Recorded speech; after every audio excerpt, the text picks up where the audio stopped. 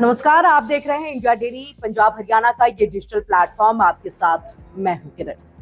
पंजाब और Haryana high court ने एक बार फिर से डेरा सच्चा सौदा के प्रमुख राम रहीम उनके ऊपर एक बड़ा फैसला सुनाया है।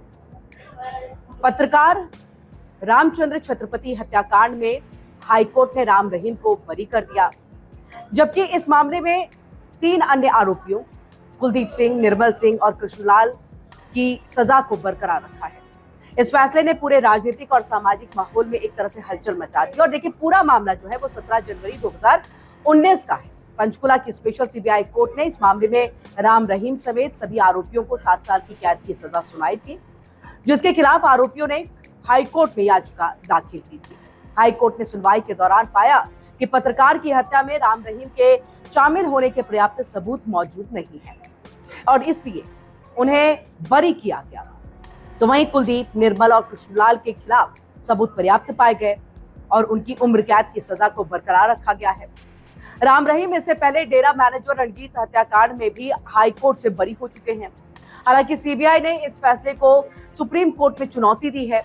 राम रहीम अभी भी साध्वियों के यौन शोषण केस में 10 साल की सजा भुगत रहे हैं और इसलिए फिलहाल जेल में ही रहे।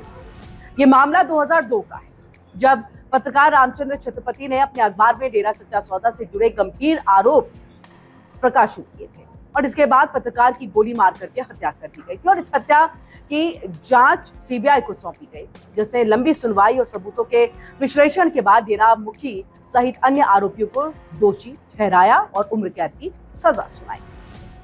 अब ऐसे में हाई कोर्ट में सुनवाई के दौरान राम रहीम के वकील बसंत राय ने कई दलीलें पेश की हैं।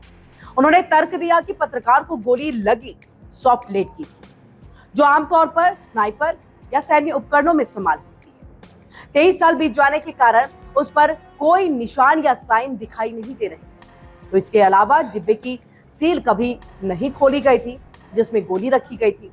फॉरेंसिक एक्सपर्ट्स ने इसके साइन डिब्बे पर किए थे, ना कि सीधे गोली पर। कोर्ट में यह भी स्पष्ट नहीं हो सका कि गोली पर साइन थे या नहीं। हाई कोर्ट ने इस बात पर टिप्पणी करते हुए ये कहा है कि कंटेनर पर सिग्नेचर मौजूद था, लेकिन गोली पर कोई निशान दिखाई नहीं दे रहा था।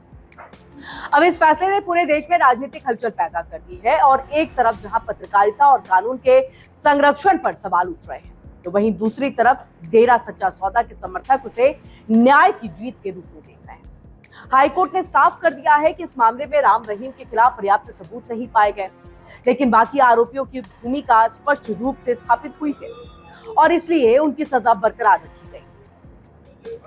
अब ऐसे में राम रहीम पर कुल 3 केस हैं। साध्वी यौन शोषण केस में उन्हें 10 साल कैद और जुर्माने की सजा हुई।